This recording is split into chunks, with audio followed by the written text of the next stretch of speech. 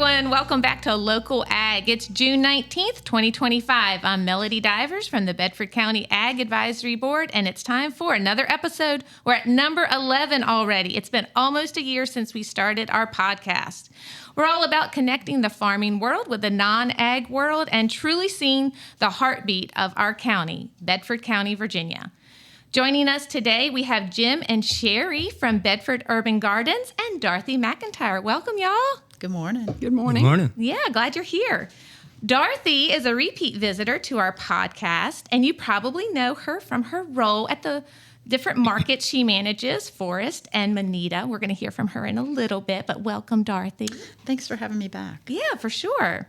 Now, new to the podcast are our new friends, Jim and Sherri Ravel. Jim is currently the vice president of Bug, and they'll tell you what that means, and has been the garden manager for the past 12 years. And Sherri, his bride, is a past president of Bug. And I'll let you all tell what Bug means. I think we'll keep the interest. But anyway, thank you all for being here today, and welcome. Thank you. Thank you. To be here. Yes, Yeah. glad to be here. Oh, for sure. First, I want to thank y'all for being here and most importantly for sharing your connection to our community. Our goal today is to fully share what Bug is and the positive impact that it has on our community. Jim and Sherri, I'm going to let you figure out who's going to talk about what, but I want you to share with our listeners the background of Bug, and I am saying Bug, B-U-G, including a brief history, maybe current happenings, your location, just so before we get into some focused questions, our listeners really know the details of your organization and have a good understanding. Okay. Well, it really started with Sherri and I. A number of years we were going to the Bedford Farmers Market, and a young lady by the name of Rachel Ellis knew me and knew my connection with the Master Gardener Program, the Virginia Corporate Extension Master Gardener Program. And she had this idea of a community garden project, and she had already made contact with our landlord or the owner of the property that we have the garden on now. And but she was having trouble getting it off the ground, the organization part of it. And so she contacted me, and I thought it was a great idea. I talked to our VCE agent, Scott Baker, senior agent with the Corporate Extension Program, and he also thought it was a great idea. In fact, Scott, let me tell a quick story on Scott. When we had our first meeting and we were trying to figure out what we were going to name the organization, he came up with Bug. Well, being one who loves insects, I thought that was a great idea right off the bat. But anyway, that's where Bedford Urban Gardens came from. And so Scott's... I did not know that Scott was at the helm of the naming. Yep, Scott's fame will always be that he named the garden. Named the garden. Oh, cool. But anyway, I had a number of friends and shared it with a number of them, some other master gardeners, and they all thought it was a great idea. So we met in 2013 and started doing the organization part of Bug. And you might say the rest is history, so to speak. But the garden continued to go. But what we really found it interesting, or what I found it really interesting, was when we first started presenting it to other members of the community, everybody thought, hey, that's a great idea. I like that. And then we asked for the support side of it. Well, let me see. But it was really interesting. After we had some of our very first infrastructure, we had, I forget Sam's last name now, but anyway, he was head of the Bedford... Sam Morgan. Sam Morgan, thank you, yeah. The training center over there. And his kids actually built the garden shed we have. But anyway, once we started getting some infrastructure up, all of a sudden the community thought, oh, gee, maybe we will support that. And so as time has gone on, and then the more infrastructure we had, the more people got involved with it, the garden grew. And so we went from the initial 10 beds that we built had in 2014. We now have 53 beds, and Oh my goodness. 11 of those are just donated to giving beds. Our board of directors basically manage and harvest and take all of that produce to our 2 outreach programs. So what I'm hearing is that people can rent beds, garden beds, for if they don't have availability to garden in their own area. Right. So they could just simply have a garden spot. And you also have a spot where you garden with the intent to give to others. Right. Yeah, we call those the giving beds, and we have 11 of those. And then we have the rental beds. And one interesting aspect that I've run into over the years of being the garden manager and being involved that it's amazing how many folks who have not seen each other in many, many years have connected again because of the community garden. I love that And part. so that part has really been fun for me, and I think it's been great for a lot of those folks that reconnecting to folks and friends. We have had several of them. They went to school with this person and hadn't seen the person, And met until over they a met garden. met again at the garden. So that's one aspect of the garden, the community aspect that really comes through for me. All right. So it started in 2013. Sherri, where is this located? Where can folks see this? We are located at 406 Jackson Street, which is right next to the Lofts, and right down the street from Bowers Center. Yes. So very visible. We have a great street side sign. You do. So people going by can see the gorgeous gardens. I think that's the first time your sign, that's the first time when I recognized it. Your sign was so captivating, you could see it. So kudos to the sign. And then the name Yes. really stuck out like a bug and a garden, It was neat. It was great. And also on our beds, we have 40 rental beds. And also now, this is the second year when we have 2 beds that we set aside for our new mentorship program. And that was part of our 3-year sustainability and growth plan. That we developed for 2024 to 2026. But the mentorship program, we basically kind of adopt a local family for the entire growing season.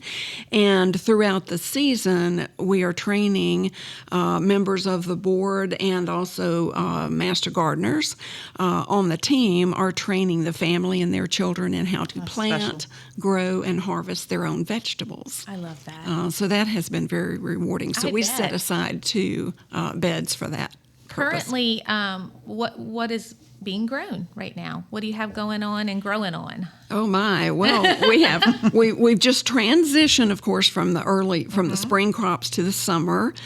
So we've just actually finished cabbage and broccoli, cole crops, COLE crops, and Jim has just gotten planted tomatoes, peppers, squash, zucchini. Right. All of those are going. We're still harvesting collards.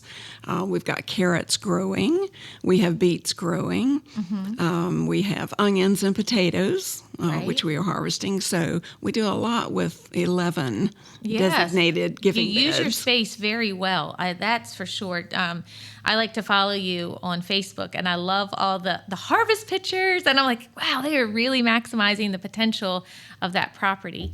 So that's really great. Before we get into some particulars, how can you get on the list to rent a spot there? How does that work? We have actually, and I can tell you if someone is interested in that, because we do actually already have a wait list for next year. I figured. And so if someone is interested in that, they can email urbangardenbedford@gmail.com or call 540-425-5315, and either one, email or phone, leave a message for or attention to Amy Carter, who is a member of our board of directors. And Amy is handling all of the rental beds. Good. So, yes, so very definitely if someone thinks now they're interested next year, They need to you better get on jump the on list it now. And do you feel comfortable sharing like what rental prices are, or is that a private Yes, conversation? no, they're actually very low, too Okay. low. No, they're very low. We rent the beds for $55 and $65, and they are For that's 4 by that's 10 for the and season. 4 by 12. Yes, for Yeah. the entire season. Oh, that's very. Yes. Yeah, And that includes the enriched soil, that includes the organic sprays, fertilizers, tools, equipment, everything basically except the seeds or the plants. So that is a real deal. That's awesome. Yeah. And do you have some folks that have been with you from the beginning, or is it a turnover every year? No, we have several folks. In fact, Jimmy and Greg, they've never miss a work day, and they're always kind of right there whenever we need them. But they've been there almost from the very beginning. They have their beds. We have several other folks who've been there for a number of years. Some of them 5 years, 10 years. So So you have some very loyal we've had some loyal folks, gardeners. yeah. I love that. And then before I do want to talk about the community aspect where you said you had your giving beds. That's the part when I see that on social media.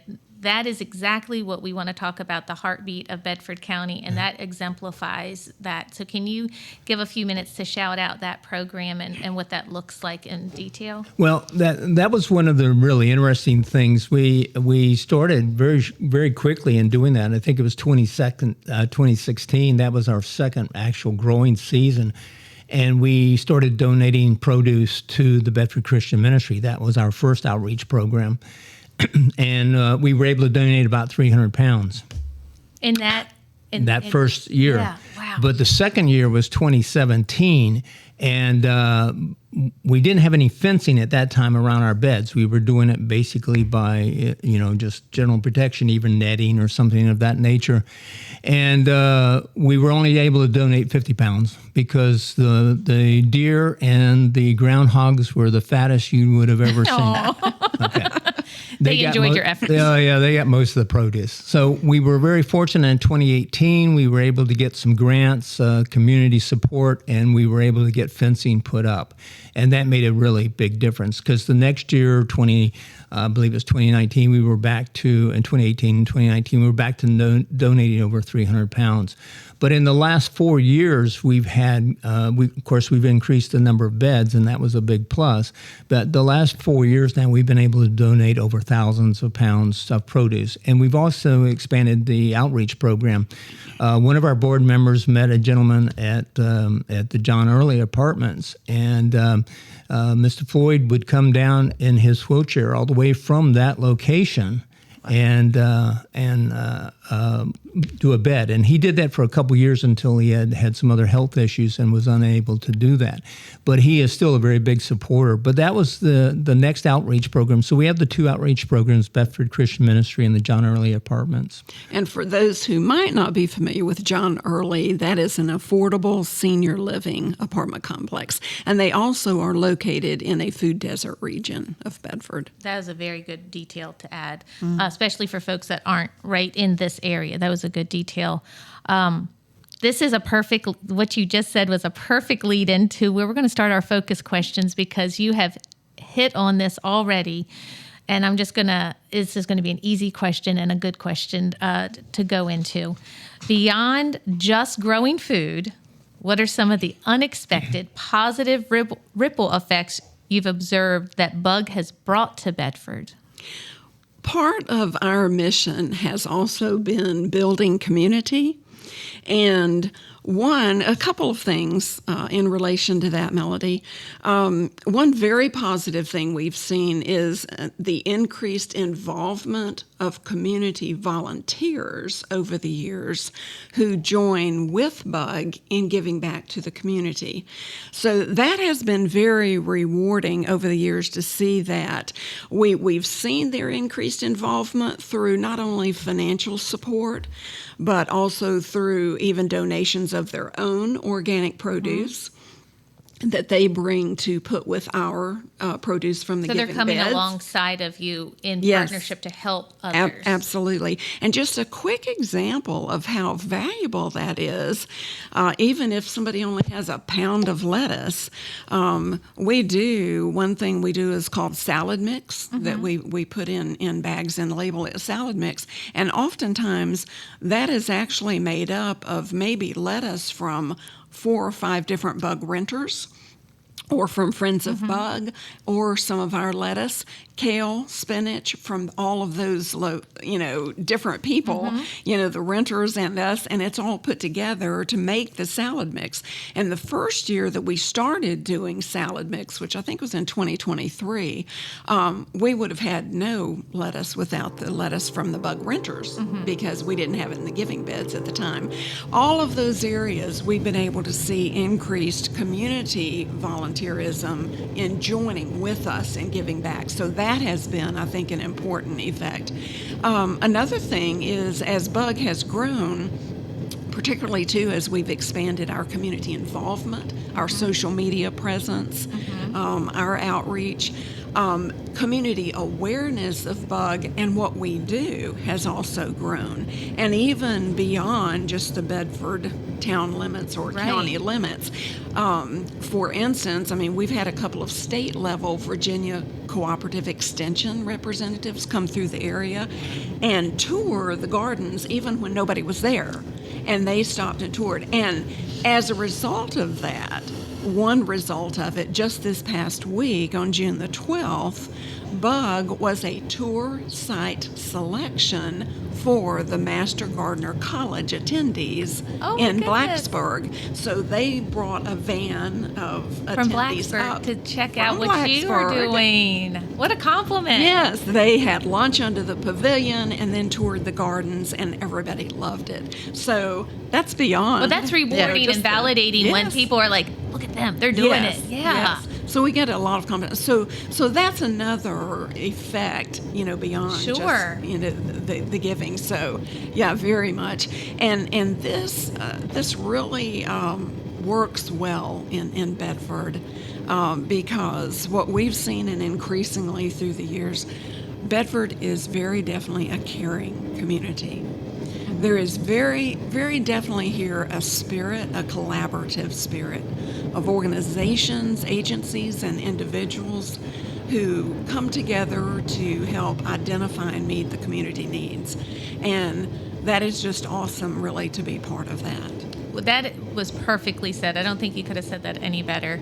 The thing, while you two were talking maybe about friends reconnecting and helping others, I'm a big proponent of checking in on mental health, and I think that this also encompasses positive mental health, being around, just being outside, Definitely. getting your hands dirty, something productive, and then if you meet up with friends or if you're helping someone else. So even without noticing it or playing into it, I think mental health is something that y'all are really being a positive part of. So thank you. Just from someone that's very in tune with mental health, and I think that what you're doing is helping in that regard as well. Dorothy, are you so impressed, or were you impressed before you even? I've known them for so long. I know. You were excited when they were on the schedule. Oh, you have no clue. Yes, I have admired their work ethic and what they've brought to the community. It's just astounding. Yes. Well, you guys are going to, as my grandmother would say, it's getting deep in here. I'm going to put my muck boots on. There you go. Well, I will share one thing that I'm a big education person, I guess you'd say, in a way. And I don't think of myself that way, but when I really think about it, I really do. Education, I find, is a key point. And that's what drew me to the Master Gardener program. The primary mission of the Master Gardeners is to go out and share with your local community and educate them the latest scientific, the latest knowledge that's available as far as growing things, protecting things, and so on. And one aspect of the community garden is we've had a number of renters come. In fact, this year we have a couple who it's their first time of having a garden. So getting to spend time with them and share it with them. Our experiences, Sherri and myself experience in growing things organically has been a real side benefit for me. Right. Doesn't it energize you when you find that new person that doesn't know what they're doing and you come and you mentor them and it reinvigorates you to start over again. Much. Right. Very much. Keep going, and it matters. And then when they have success, to see that on their face you can't put another value positive ripple effect. Yes. That I knew that question would go well. I had a good feeling about it. And then on the flip of that, which I know you'll still answer this positively, what's been the most significant hurdle your organization has overcome, and what innovative solutions or did you use to implement to fix it, address it, work on it? Well, I think I mentioned that earlier. Probably in all the years that I've been the garden manager and been involved with the garden, it was that year of 2017 when we realized that even here in the center part of Bedford, you might say, the town, that we had varmint issues.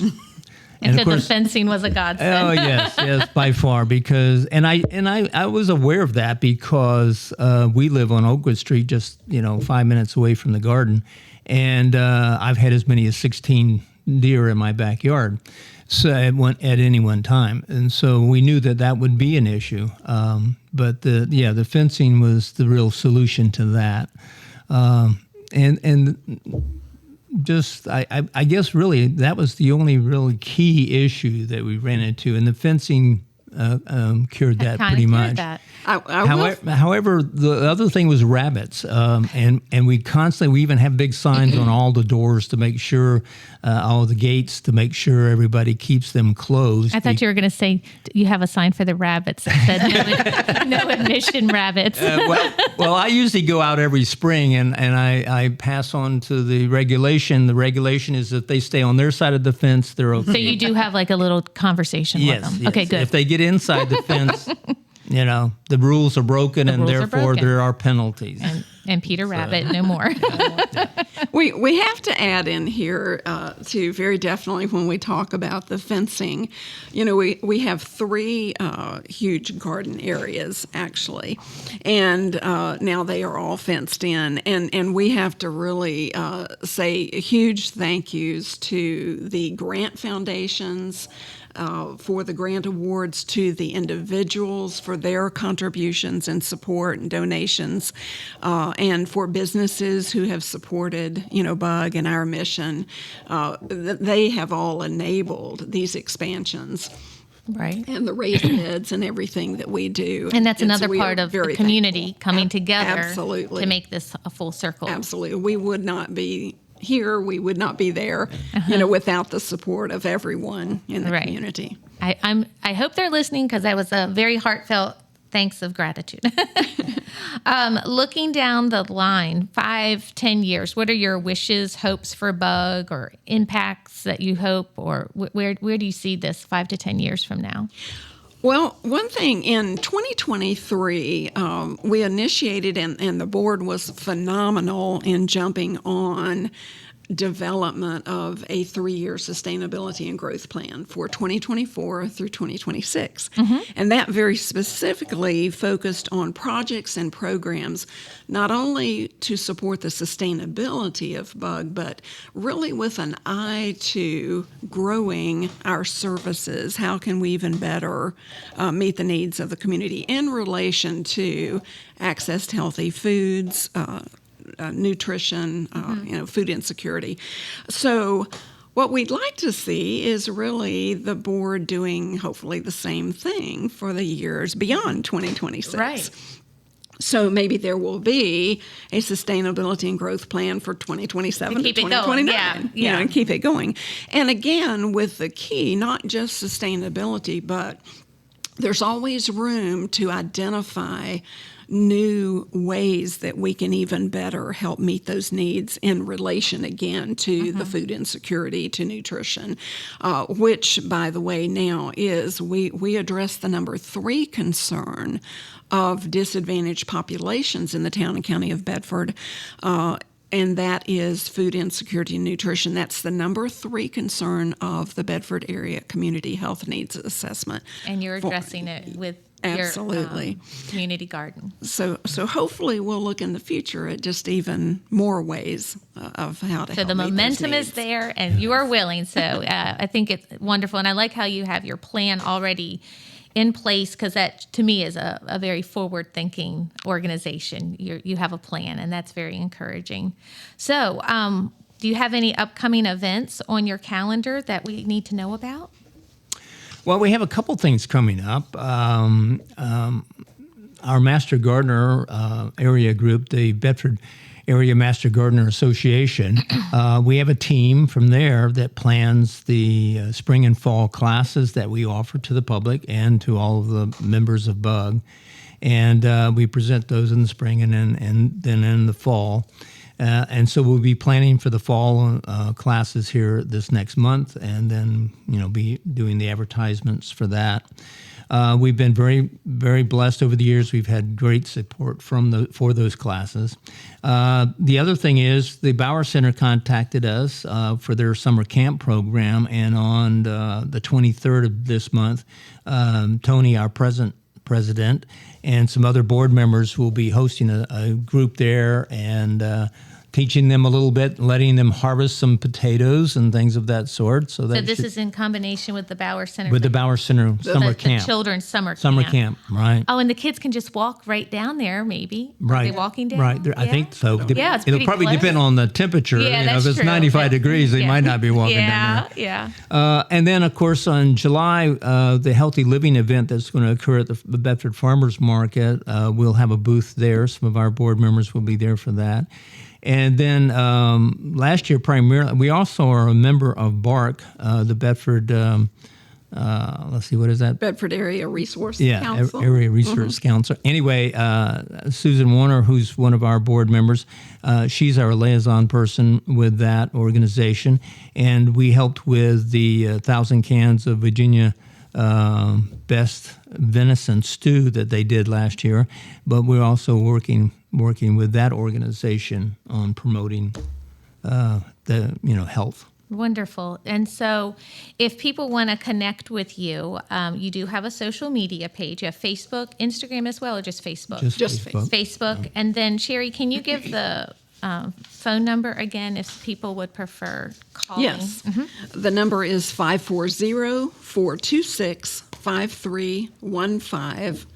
And we do have a P.O. box if you want me to give that. All right. If anyone is interested in either financial donation or questions, you can also not only email us, but you can write to P.O. Box 1435. It's Bedford Urban Gardens at P.O. Box 1435 in Bedford 24523. And again, the phone number 540-425-5315. Well, thank you.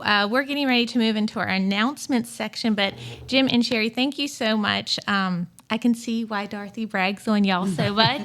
This has been a great learning opportunity for me, but I hope the community really senses the genuine heartbeat that you have and your willing hands. I think it's wonderful. Well, thank you very much. Thank you. Yeah, we've thoroughly been blessed being a part of the group. Absolutely. And thank you again to the community of Bedford. Oh, wonderful. We have a few thank yous to our community. First and foremost, we want to thank Media Squatch for their hospitality in airing our local ag podcast. Their partnership has really enhanced our ability to share all things Bedford County ag. We're nearing our 1-year anniversary that's coming up in August, and we're just so happy to partnership with Media Squatch. Thank you, thank you, thank you. Also, Bedford County Public Libraries, we're going to give them a good shout out.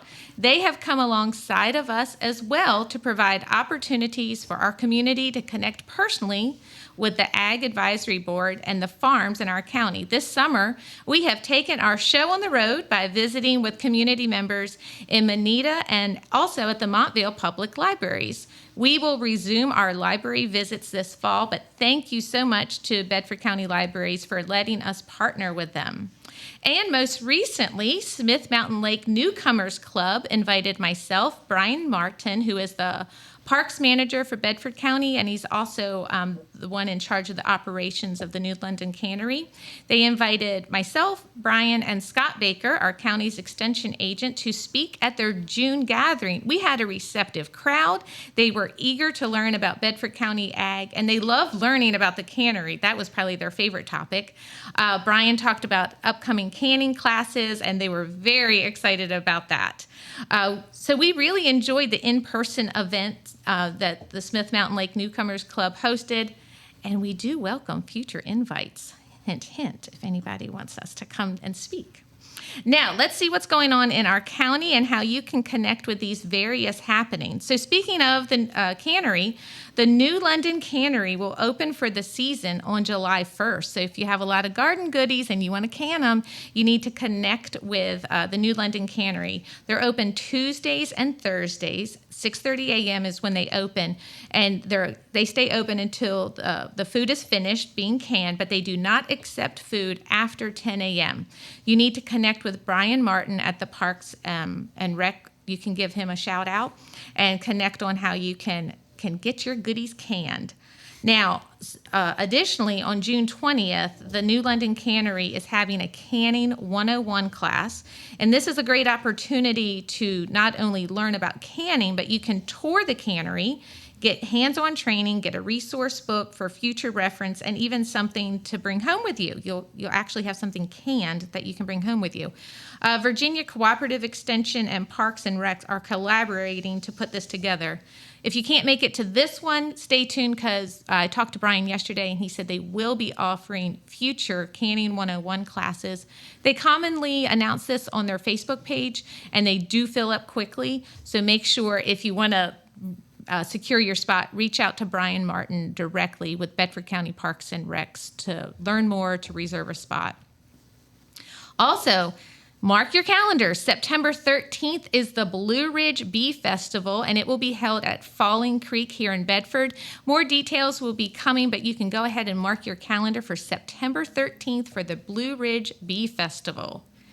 Also, we have another a great opportunity here. The Peaks of Otter Soil and Water Conservation District, they are holding their sign-up period for the Virginia Agricultural Cost Share Program. The sign-up begins here soon, I think this coming week, and it goes July 1st and goes July 1st through August 31st. The program provides cost share and technical assistance to landowners and agriculture operators that voluntarily install selected best management practices with the goal of addressing water quality issues on their farms. Practices include stream exclusion projects, tree planting projects, cover crop assistance, and more. If you would like to learn more or to sign up, you can call Jarrett Tuck or Dalton Carnes at 540-587-7645. Now, I'm going to hand the mic over to Miss Dorothy. She's going to chat about the 2 markets in the county that she manages. Sure. Manita Market was yesterday. It is on Wednesdays from 3 to 6 at the Smith Mountain Lake Manita Library, which is 13641 Manita Road. We have about 13 vendors now. We've gone up to 17. I'm pushing it, and hopefully we'll get up to that 17 continually. Traffic has started to pick up too. We're starting to see a lot of the produce coming in. So that's been nice. Yesterday was a little bit rainy, but it was nice. Rain came in quick, left quick, but definitely left its mark. And Forest is on Saturdays 8 to noon at the Forest Library, and that's doing nice and strong too. We have music this weekend, and we'll have music I think next weekend too. I love to hear this at the Ag Board meetings. How many vendors or what is the thing that I love to hear? How many people come through, or the vendors? One of those numbers is so impressive. Yeah. Now Manita, which is really interesting, is before school we were running about maybe 100 customers coming through for the day, which is okay. But now that school is out and people are vacationing, we're up to 200, which doesn't sound like much, but that's a good it's a 100% increase. So I'm really thrilled with that. And the numbers that you're talking about is Forest is anywhere from 1,300 to 2,000 people that come through. That is amazing. Yeah. That is wonderful. Every time you share that at the board meeting, a lot of new people too. It's so interesting that we'll find new people or people that come in. Yesterday we had several couples that came in that were thinking about moving to the area and chose to come to the market to see what's around for the area. They were coming from California too. Okay. Which I was like, well, we don't have your crops, but we do have really good crops. We have good crops, just not West Coast. Right. Wonderful. Yeah. Anything else you need to add about your markets, or you feel like you're in a good spot? I think that we're in a good spot right now. Our Manita's going to only be till August because school starts up again, and we seem to see a little bit of a decrease. So right now, until we establish ourselves a little bit stronger, we're staying till the end of August. And Forest goes actually year-round. We'll go till the end of November, and then we'll go once a month. So In the colder. in the colder months, we go once a month, and, Okay. and it just seems like that works for us right now. Wonderful. Well, Yeah. thank you. I love that, and I hope people go and check out the different farmers markets that we have in our county. Now, the last announcement is outside of our county, but it's nearby in a neighboring county, and I bet you'll even see some Bedford folks there. The Young Farmers Organization of Farm Bureau is hosting a summer expo in Franklin County, and that will be July 25th through July 27th. Sign up is due by July 15th, and this year's expo will include tours, networking, workshops, and various forums. You can check out this opportunity to learn and help shape the future of Virginia farming. Registration and event details were shared on our Bedford County, Virginia Agriculture page yesterday, so you can check out the details, click on the link, and if that's something that interests you, go for it. I'm sure it is going to be a wonderful event. Today's episode will be posted with an episode link attached on our Bedford County, Virginia Agriculture Facebook page. Be sure to like, follow, share, do all the things.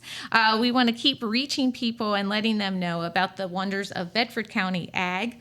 Today really showed the beautiful heartbeat that goes into our community, and we definitely want to celebrate and share that. So if you want to get involved, or you're just curious about what's happening in our agriculture community, you are more than welcome to come to our monthly Ag Advisory Board meetings. We meet on the first Wednesday of every month at the county building off Falling Creek Road. Now, there will not be a meeting in July, but other than that, we meet on the first Wednesday of every month. Come on down, see what we're all about. To learn more, just reach out.